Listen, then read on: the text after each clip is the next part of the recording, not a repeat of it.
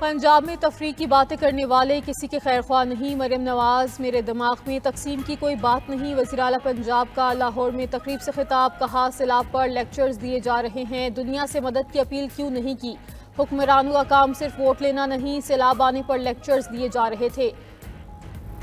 5 سال میں پنجاب کو ترقی یافتہ صوبہ بنائیں گے، کچھ کرنا چاہتی ہوں تو کہتے ہیں IMF نہیں مانے گا۔ مزید کہا نوجوان جھوٹے پروپیگنڈے کے قریب نہ جائیں، نوجوان کبھی کسی کا ایندھن نہ بنے۔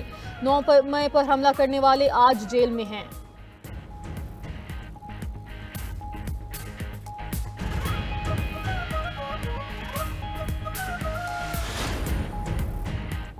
اختلاف رائے جمہوریت کا حسن ہے، آئین کے مطابق چلیں گے تو کوئی اختلاف نہیں ہوگا۔ چیئرمین سینیٹ یوسف رضا گیلانی کہتے ہیں گزشتہ روز اسپیکر قومی اسمبلی کے پاس دونوں پارٹیوں کی ملاقات ہوئی، فیصلہ ہوا کہ نون لیگ اور پیپلز پارٹی مل کر ملک کے لیے کام کریں گے۔ نئے صوبے بنانے کا طریقہ کار آئین میں واضح ہے۔ رہنما پیپلز پارٹی سید نوید قمر کہتے ہیں نون لیگ کی لیڈرشپ کے سامنے پیپلز پارٹی نے اپنے تحفظات رکھے، پی پی اور نون لیگ کی ڈیل اپنی جگہ، لیکن ریڈ لائن کراس نہیں کی جاتی۔ آپ کہتے ہیں میرا پانی میری مرضی تو پھر ایک غلط تاثر جاتا ہے۔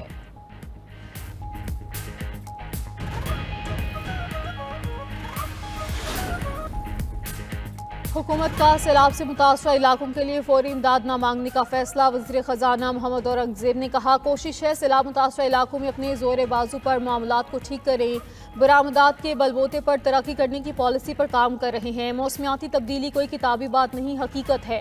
2022 اور حالیہ سیلاب نے ہماری معیشت کو بہت نقصان پہنچایا۔ مزید کہا ٹیکس پالیسی کا فنکشن اب FBR کے پاس نہیں، FBR کا کام اب صرف ٹیکس اکٹھا کرنا ہوگا۔ اگلے سال کا بجٹ ٹیکس پالیسی آفس کی جانب سے دیا جائے گا۔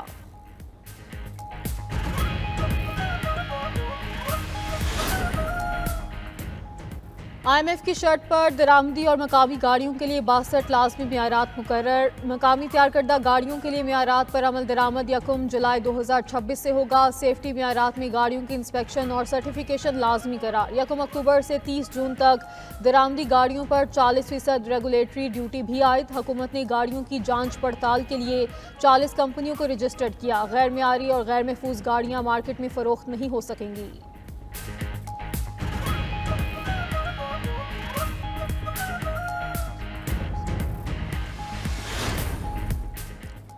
شمالی کوریا اور چین خطے کے لیے خطرہ ہیں۔ امریکی سیکرٹری آف آرمی ڈینیل ڈرسکول نے کہا ڈرونز انسانیت کے لیے سب سے بڑے خطرات میں سے ہیں، اتحادیوں کے ساتھ حقیقی وقت میں معلومات کا تبادلہ نہایت اہم ہے۔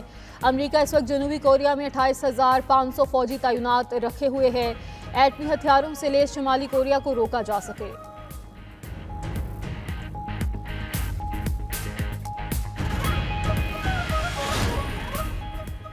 ایلون مسک دنیا کے پہلے $1 ٹریلین کے مالک بننے کے قریب۔ ٹیسلا اور اسپیس ایکس کے مالک ایلون مسک کی دولت $500 ارب سے تجاوز کر گئی۔ ٹیسلا کے حصص میں حالیہ اضافے اور سیاسی معاملات سے وقتی دوری کے بعد ان کی دولت میں تیزی سے اضافہ ہوا ہے۔ فوربس کی فہرست میں ایلون مسک کے بعد اوریکل کے CEO لیری ایلسن کا نمبر آتا ہے، جن کی دولت $350.7 ارب ہے، جبکہ میٹا کے CEO مارک زکربرگ کی دولت $245.8 ارب تک جا پہنچی۔ اسرائیل کی غزہ جانے والے امدادی قافلوں پر بھی کھلی جارحیت، فلوٹیلا پر حملہ کر کے 6 کشتیوں پر قبضہ کر لیا۔ گریٹا تھنبرگ سمیت دیگر کارکنان گرفتار۔ پاکستان کے سابق سینیٹر مشتاق احمد بھی شامل ہیں۔ سمود فلوٹیلا غزہ سے تقریباً 100 ناٹیکل میل کی دوری پر موجود۔ فلوٹیلا ارکان کا کہنا ہے کہ اسرائیل کے حملے پر لائف جیکٹس پہن لی ہیں۔ اسرائیلی بحری جہاز نے کشتیوں کو گھیرے میں لے لیا، کئی کشتیوں سے براہ راست نشریات منقطع۔ اسرائیل کا سمود فلوٹیلا میں شامل کچھ کشتیوں کو ڈبونے کا منصوبہ۔ فلوٹیلا میں 40 ممالک سے 497 افراد شریک ہیں۔ فلوٹیلا پر حملوں اور گرفتاریوں کے خلاف دنیا بھر میں مظاہرے۔ وزیر اعظم شہباز شریف کی گلوبل سمود فلوٹیلا پر اسرائیلی حملے کی شدید مذمت۔ سوشل میڈیا سائٹ ایکس پر پیغام میں کہا اسرائیلی فوج نے فلوٹیلا کے ارکان کو غیر قانونی طور پر حراست میں لیا، وہ مظلوم فلسطینیوں کے لیے امداد لے جا رہے تھے۔ پاکستان تمام ارکان کی فوری رہائی کا مطالبہ کرتا ہے، فلسطینیوں تک امداد کی بلا تعطل ترسیل بھی یقینی بنائی جائے۔ اسرائیل نے گلوبل سمود فلوٹیلا سے کولمبیا کے 2 شہریوں کو بھی گرفتار کر لیا۔ کولمبیا صدر نے اسرائیلی سفارتی عملے کو ملک چھوڑنے کا حکم دے دیا۔ اسرائیل کے ساتھ آزاد تجارتی معاہدہ بھی منسوخ کر دیا۔ فلسطینی مزاحمتی تنظیم حماس کا غیر مسلح ہونے سے انکار، امریکی صدر کی غزہ پلان میں ترمیم کا مطالبہ کر دیا۔ غیر ملکی میڈیا کے مطابق حماس نے اپنے رہنماؤں کی جلاوطنی کی شق پر تحفظات کا اظہار کیا ہے۔ حماس قیادت نے اسرائیل کے مکمل انخلا کی بین الاقوامی ضمانتیں مانگ لی۔ حماس داخلی یا بیرونی ٹارگٹ کلنگ نہ ہونے کی بھی ضمانت چاہتی ہے۔ حماس کے مذاکرات کاروں نے گزشتہ روز دوحہ میں ترک، مصری اور قطری حکام کے ساتھ بات چیت کی تھی۔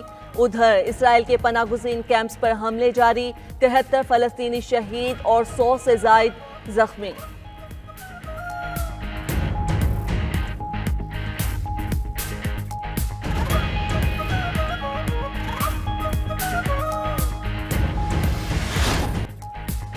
نون لیگ اور پیپلز پارٹی سیاسی سیز فائر پر متفق، پیپلز پارٹی اور مسلم لیگ نون کے رہنماؤں کی پارلیمنٹ ہاؤس میں ملاقات، پیپلز پارٹی کا وزیر اعلیٰ پنجاب کے حالیہ بیانات پر تحفظات کا اظہار، ذرائع کے مطابق دونوں جماعتوں کا معاملات افہام و تفہیم سے حل کرنے پر اتفاق۔ ملاقات اسپیکر قومی اسمبلی سردار ایاز صادق کے چیمبر میں ہوئی، نائب وزیر اعظم اسحاق ڈار، اعظم نذیر تارڑ، رانا ثناء اللہ اور طارق فضل چودھری ملاقات میں شریک ہوئے۔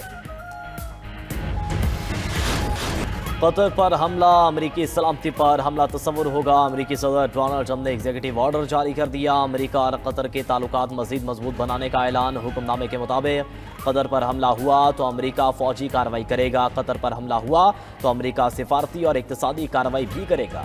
قطر امن، استحکام اور خوشحالی کی جدوجہد میں امریکہ کا ثابت قدم اتحادی ہے۔ امریکہ غزہ جنگ کے خاتمے اور ثالثی کے عمل میں قطر کے ساتھ شراکت جاری رکھے گا۔ ترجمان وائٹ ہاؤس کا کہنا ہے کہ امریکہ نے قطر کو سیکیورٹی گارنٹی دی ہے، نیتن یاہو نے یقین دہانی کرائی ہے کہ وہ قطر پر دوبارہ حملہ نہیں کرے گا۔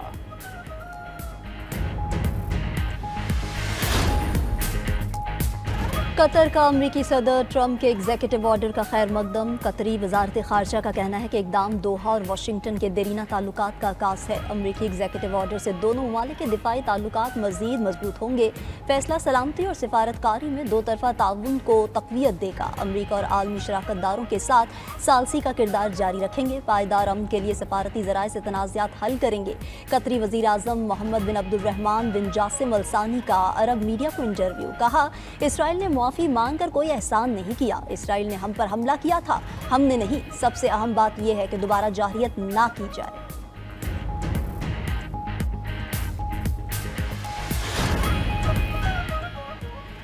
فلسطینی مزاحمتی تنظیم حماس کا غیر مسلح ہونے سے انکار، امریکی صدر کے غزہ پلان میں ترمیم کا مطالبہ کر دیا۔ غیر ملکی میڈیا کے مطابق حماس نے اپنے رہنماؤں کی جلاوطنی کی شق پر تحفظات کا اظہار کیا ہے۔ حماس قیادت نے اسرائیل کے مکمل انخلا کی بین الاقوامی ضمانتیں مانگ لی۔ حماس داخلی یا بیرونی ٹارگٹ کلنگ نہ ہونے کی بھی ضمانت چاہتی ہے۔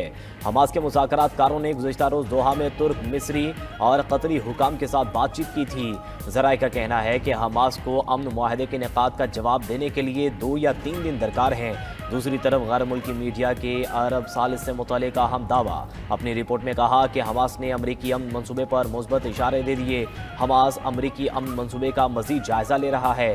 حماس پر جنگ بندی کے لیے مسلم ممالک کا بھی دباؤ ہے۔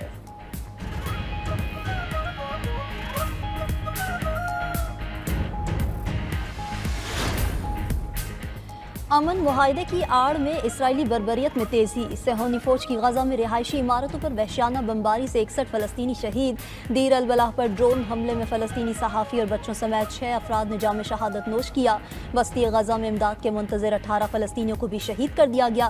غزہ میں شہداء کی مجموعی تعداد 66,000 سے تجاوز کر گئی۔ اسرائیلی بمباری سے غزہ میں پانی کی 75% پائپ لائنز تباہ، نسل کشی اور ظلم کا شکار فلسطینی پانی کی بوند بوند کو ترس گئے۔ ادھر اسرائیلی وزیر دفاع نے نتسارم کوریڈور پر قبضے کا دعویٰ کر دیا ہے، کہا کہ اسرائیلی فوج نے غزہ کو شمال اور جنوب میں تقسیم کر دیا، اب غزہ سٹی کا مکمل محاصرہ کیا جا رہا ہے۔ غزہ سٹی میں موجود لوگوں کو دہشت گردوں کا حامی سمجھا جائے گا۔ جنوب میں جانے والے افراد کو اب فوجی چیک پوسٹوں سے گزرنا ہوگا۔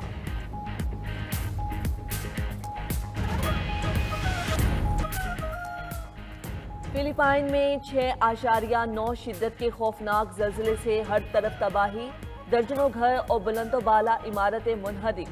ہلاکتوں کی تعداد 70 سے زائد ہو گئی، درجنوں افراد زخمی بھی ہوئے۔ وسطی ساحلی علاقوں میں باسکٹ بال میچ کے دوران ایک سپورٹس کمپلیکس گر گیا۔ گرجا گھروں، پلوں اور سڑکوں کو بھی شدید نقصان پہنچا۔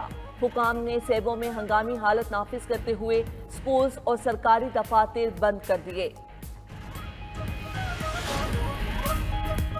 امریکہ نے پیسے لے کر F-35 لڑاکا طیارے نہیں دیے۔ ترک صدر طیب اردوان کا کہنا ہے کہ جنگی طیاروں کے معاملے پر امریکی حکام سے جواب طلب کر رہے ہیں۔ وائٹ ہاؤس میں ٹرمپ سے ملاقات میں F-35 طیاروں کا معاملہ زیر بحث آیا تھا۔